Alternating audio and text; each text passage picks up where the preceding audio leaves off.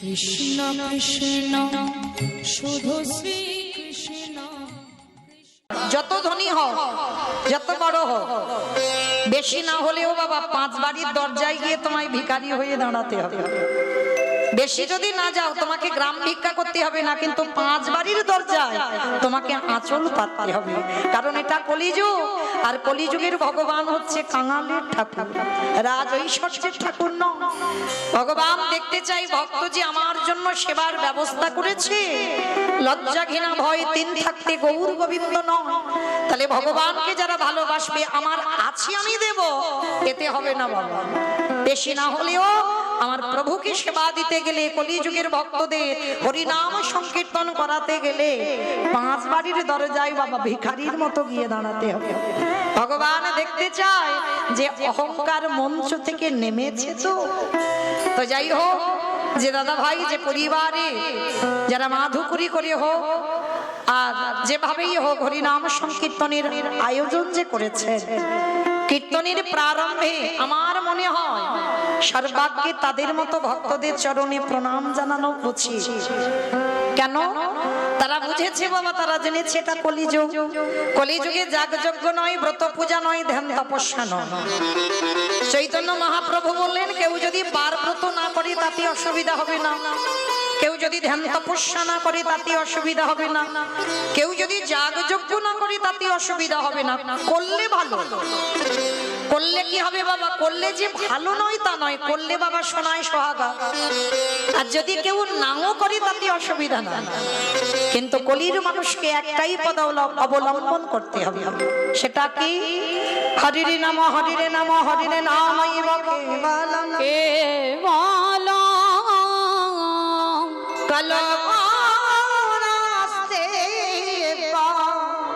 নাস্তে নাস্তে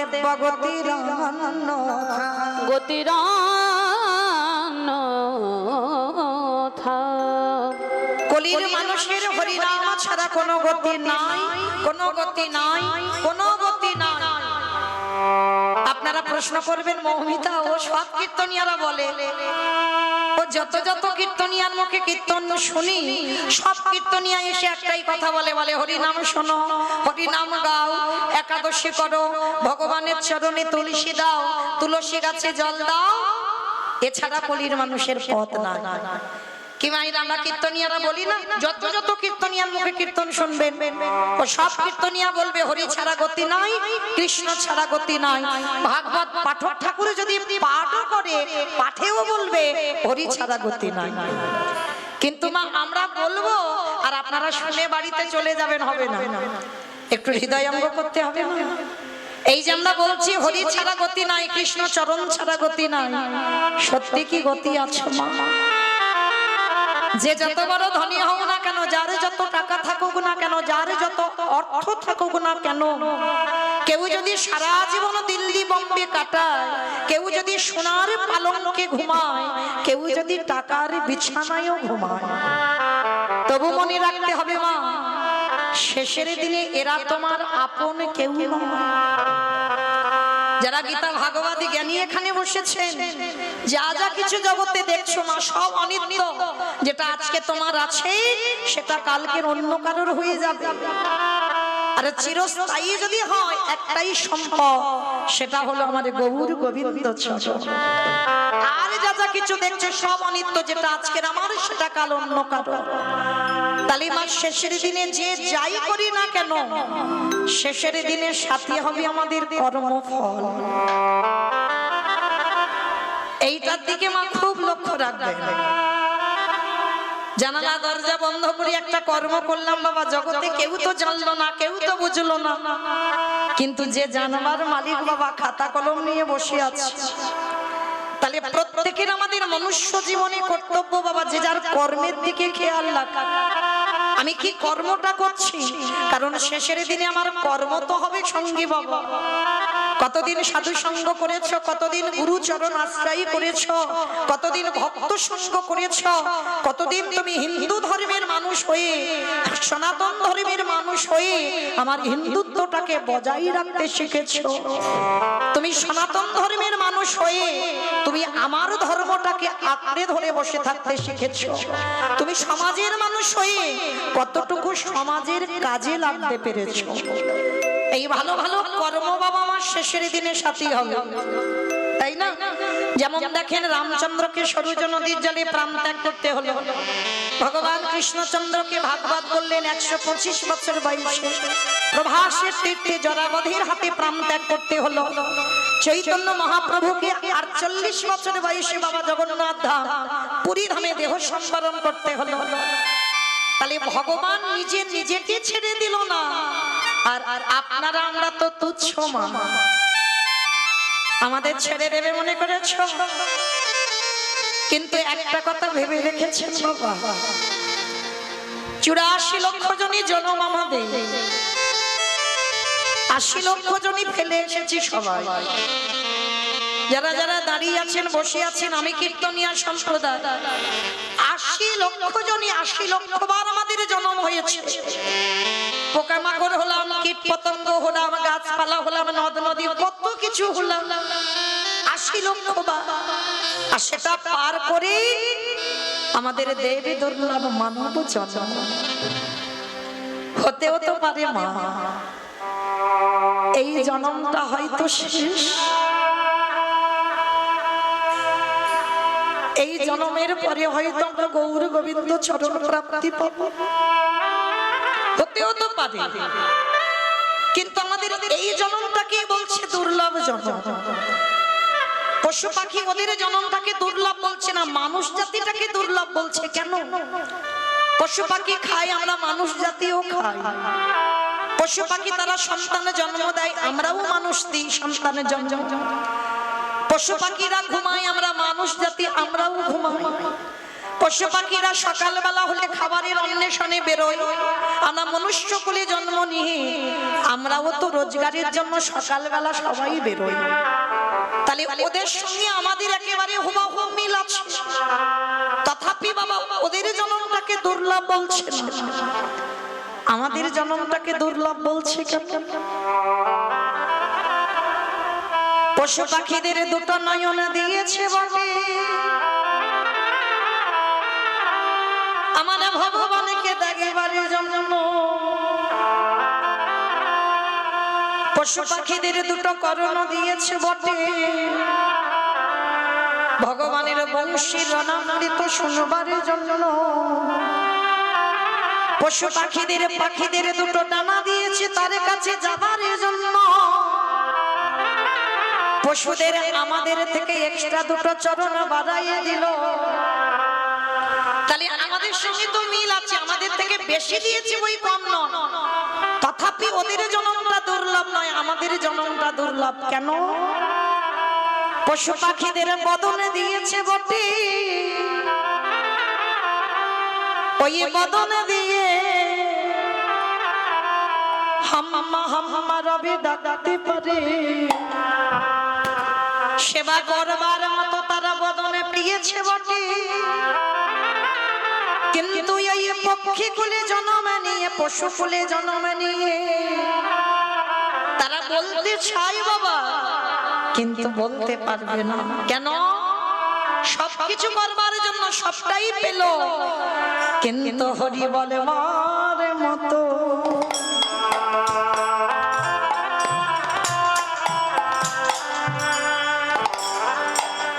বলবার মতো ভাষা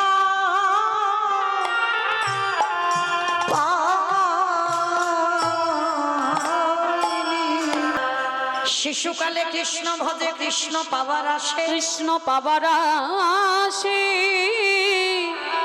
অগ যৌবনেতে কৃষ্ণ ভজে আসে বা না আসে, আসে বা না আসে।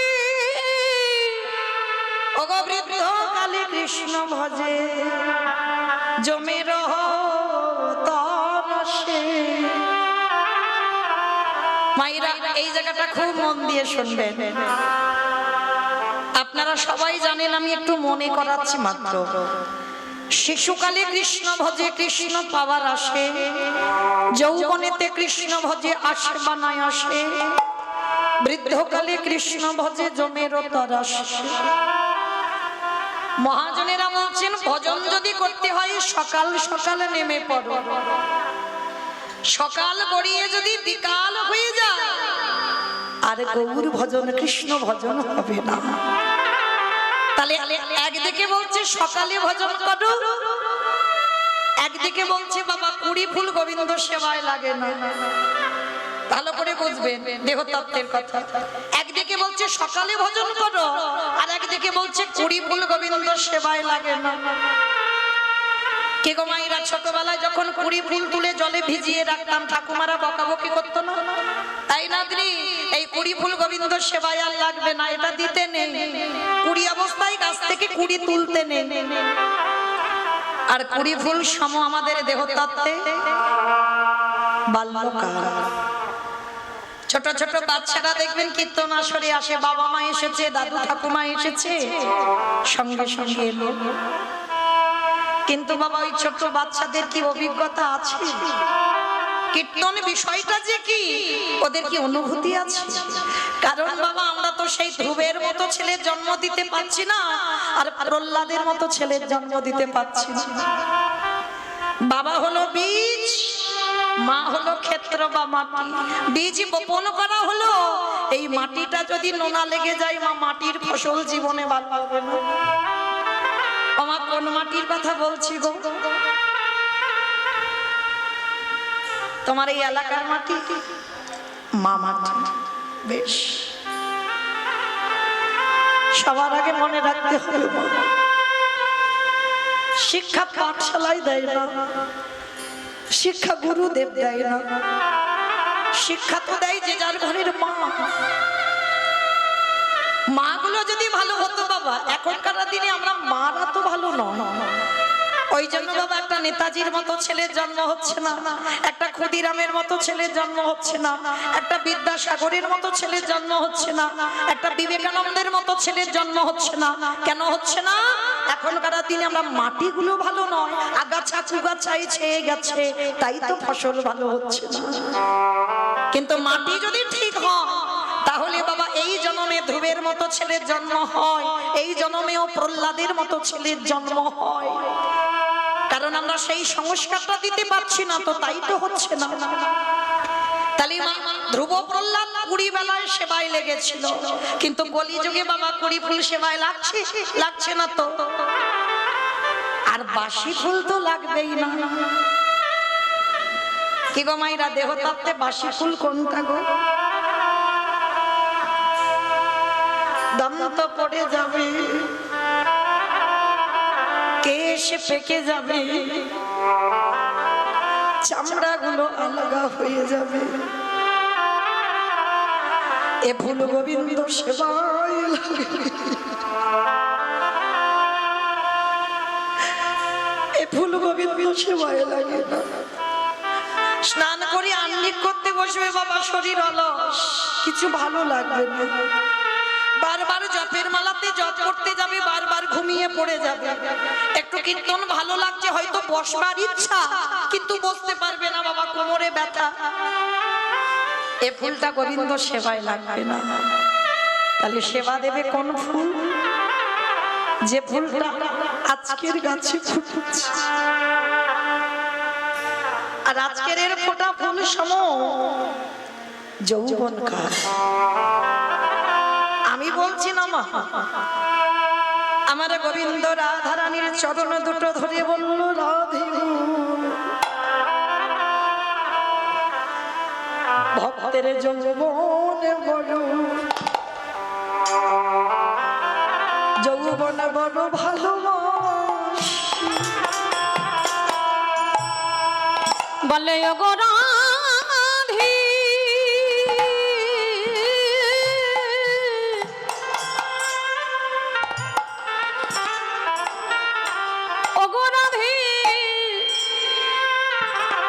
রাই বিনোদিনী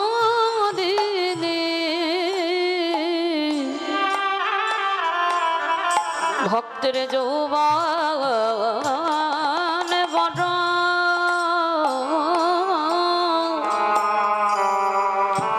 বড় ভালোবাসি।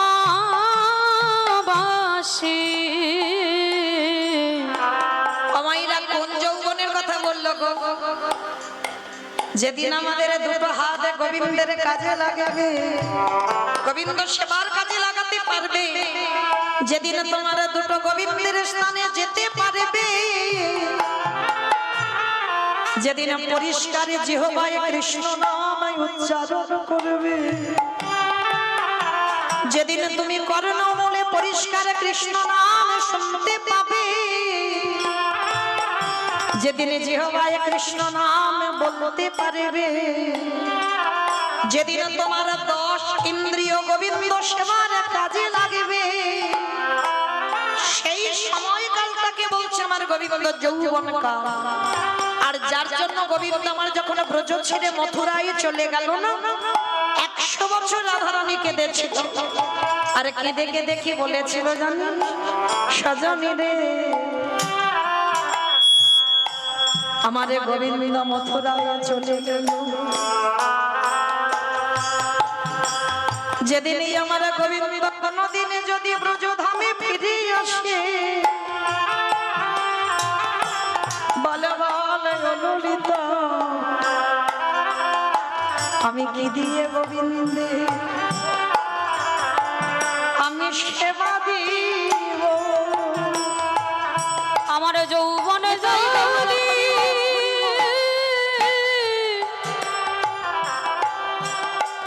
আমার যৌবনে যদি ফুরায় যায়, ওরে ললি তারে আমি কি দিয়ে গোবিন্দ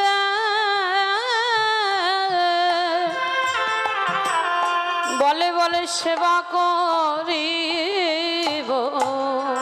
রাধারানীর ভালোবাসাটা কেমন গো ললিতা রে? আমারে বধূরে চিন্তা করতে করতে যদি আমি মরে যাই, আমি আমার বধূকে কাঁধে হাতে দেব। আমার বধূ ছাড়া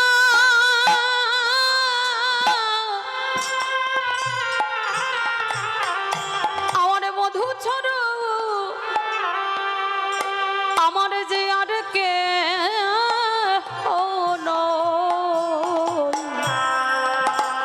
বলে বলে কারে হাতে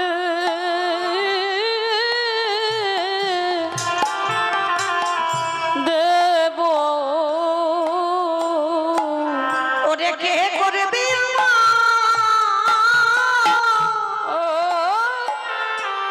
কে করবে আমার গোবিন্দ সেবা? বলে কারে কাছে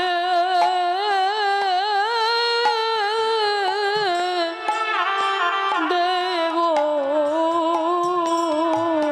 এরা তো কেউ ভজন সাধন জানে না শরীরে, আমি কারে হাতে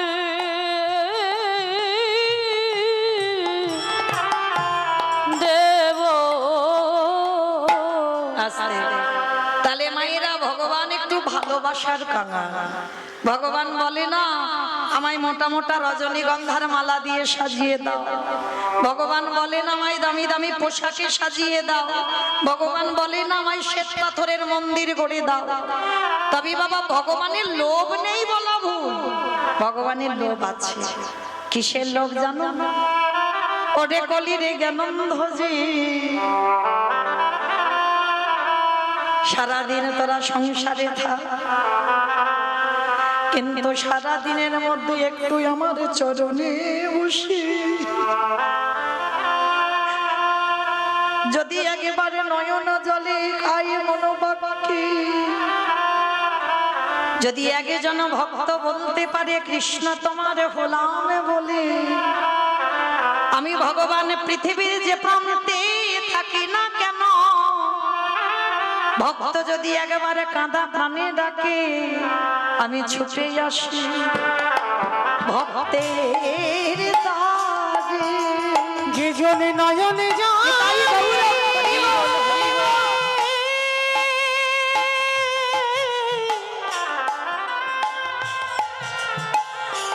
যে জনে নয়ন জলে একেবারে ডাকার মতো ডাকে। আমি ছুটে আসি সেই ভক্তের টানে। তাহলে মায়েরা আজকে চলেন আমরা গুরুচরণ আশ্রয় করব। তাহলে এই গুরুচরণ আশ্রয় করে শেষের দিনে আমাদের কর্ম হবে সাথী, আর শেষের দিনে হরির নাম হবে সাথী। সেই দুটো পদ মনে করে আমরা যাব শ্রীধাম নদিয়া নবদ্বীপ ধাম। কি মায়েরা সবাই নদিয়ায় যাবেন তো? সবাই নদিয়ায় যাবেন? আপনারা কাছাকাছির মানুষ তো তাড়াতাড়ি যেতে পারবেন, তাই না? এটা উত্তর 24 পরগনা তো নাকি? বেশ, তাহলে আপনারা উত্তর, আমি দক্ষিণের মানুষ, তাহলে আপনারা তাড়াতাড়ি যেতে পারবেন। তাহলে যে যত বড় কীর্তনিয়া হোক না কেন বাবা, আগে আমার দুটো ছেলেকে ডাকতে হবে। এক হলো আমার নিতাই চাঁদ, এক হলো আমার গৌর চাঁদ। এই দুটো ছেলেকে বাদ দিয়ে কীর্তন হবে না। কেন? চৈতন্য চরিতামৃত গ্রন্থে কবিরাজ গোস্বামী পাদ লিখলেন, সংকীর্তন পিতা শ্রীকৃষ্ণ চৈতন্য, সংকীর্তন যজ্ঞে তারে যেই ভজে সেই বড় ধন্য। তাহলে যে বাড়িতে কীর্তন হচ্ছে বাবা, সেই বাড়ির যাতে মঙ্গল হয়, যত দূর দূরান্ত থেকে ভক্তবৃন্দ পদধূলা দিয়েছেন তাদেরও যাতে মঙ্গল হয়। আমরা প্রতি বছর কীর্তনিয়ারা যারা যারা আসি, কীর্তনিয়া সম্প্রদায় দিয়ে যাতে মঙ্গল হয়।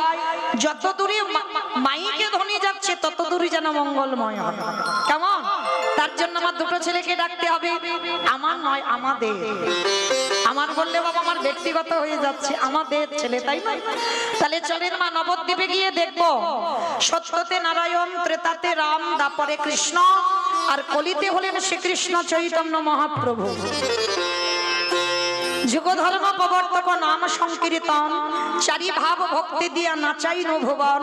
আপনি ভক্ত ভাব করি অঙ্গীকার, আপনি না করলে ধর্ম জীবের শিখানো না যায়, আপনি আচরি ধর্ম জীবের শিখায়।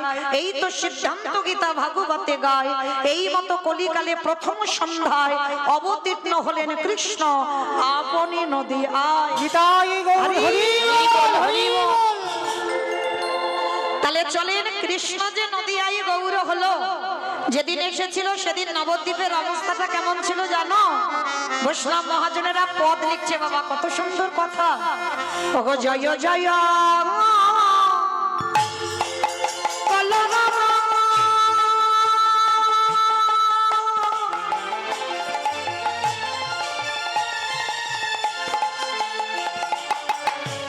ওই নদিয়া করে ওগো জয় জয় কাল রাম। আস্তে। ও মাইরা, কলরম মানে কি গো? মারামারি মারামারি। কলরম মানে মারামারি? কলরম মানে কি?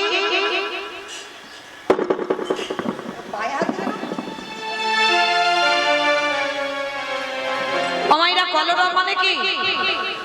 চিৎকার চেঁচামেচি গন্ডগোল হইছো, তাই তো? এটা ভালো ভাষায় বলছে কলরব।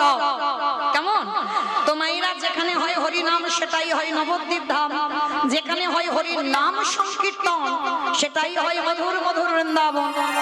তাহলে এটা যদি নবদ্বীপ হয়, এটা যদি বৃন্দাবন হয়, ও মাইরা কই গন্ডগোলটা তো হচ্ছে না, হচ্ছে না?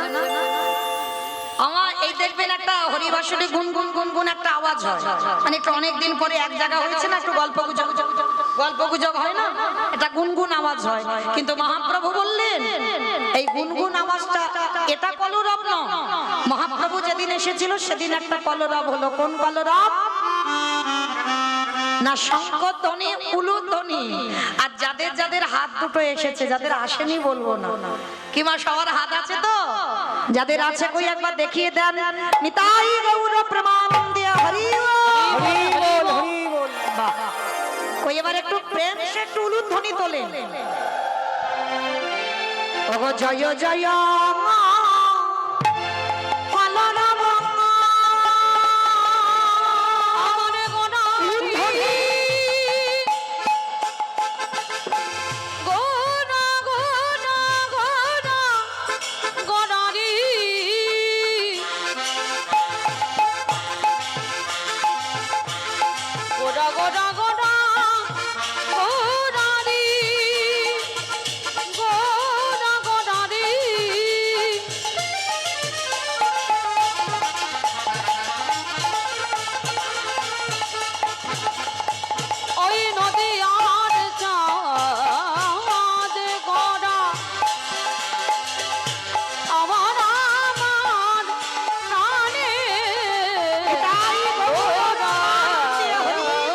আজি জয় জয়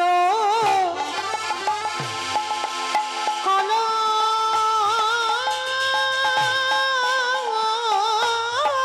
রাম ওই না নদী আনা গোদে অগজনল ভিবি গোডা সচির উদরে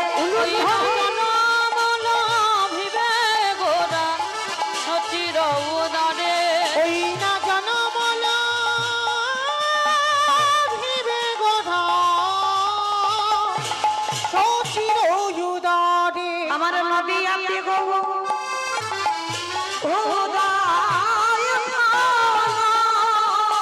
ওই নদী আছে গৌরদায় হল ওই না রাধা প্রেমে আশা দিতে ওই না নদী আছে উদয় হল এই হরি নাম বিদ্যমান লাগি ওই নদী আছে উদয় হল জয় রাধে শ্রী রাধে বলে নদী আছে উদয় হল নদী আছে উদয় হল নদী আছে উদয় হল এবারে জনমল ভিবে গোধা সচির উদরে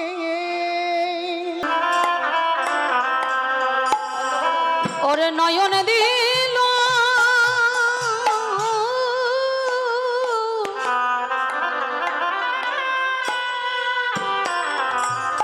নয়ন দিল বদন দিল বটে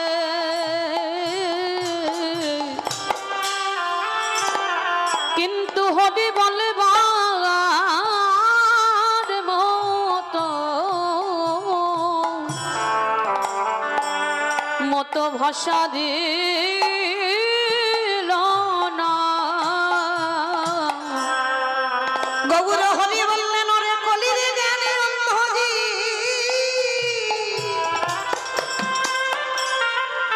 তোরা মনুষ্য কুলে জন্ম নিয়ে হরি কথা বলবার মতো বদনে পেলি কিন্তু হেলায় জনম হারাই 84 লক্ষ জানি হরি বল হরি বল 84 লক্ষ জনি ভ্রমণ করে তোরা হেলায়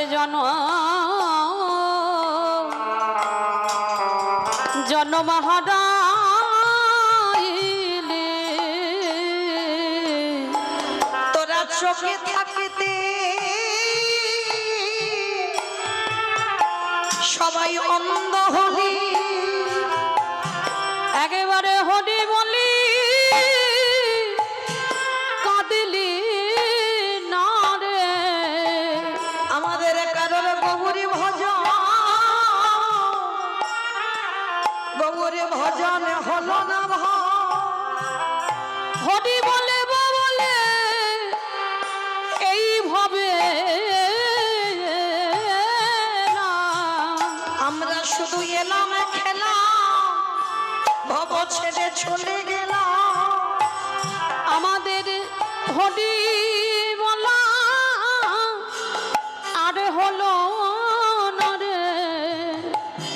দয়াল আমরা মায়ার বাঁধনে বন্দী হলাম, শুধু আমার আমার করে মরলাম। হে দয়াময় আমার মতো পাপী, আমার মতো পাপী আর কেউ না। বলে এইবার উদ্ধার করো মোরে। হে দয়াময় আমি সময় থাকতে আমি তোমায় জানাই লাগল, বলে আর বলা হইব না হয়। তুমি আমার যেন চরণ ছাড়া ছাড়া করো নাকি। আমি ওই চরণে আশাবাদী। দয়াল আমি তোমার ঘাটে এসে আমি দাদাই রইল, এইবারে পারে কারো হে দয়াল হরি। তুমি আমার কেশে ধরে টেনে নিও, আমি যে মায়া মাঝে আছি পড়ি। আমি অধমে বলি যেন পায়ে ঠেলো, আমি যে কত পতি দিলে। আমি যে কাঙালে বলি যেন পায়ে ঠেলো না। তুমি তো পতিতে পাবন গৌর হরি। দয়াল তুমি বিনে আমার গতি নাই, বলে তুমি তো আমার পিতা বন্ধু ভাই। আমার জাতি কুলমান গুরু গৌরা, আমি ওই কারণে সপে দিলাম যেন চরণ ছাড়া ছাড়া করো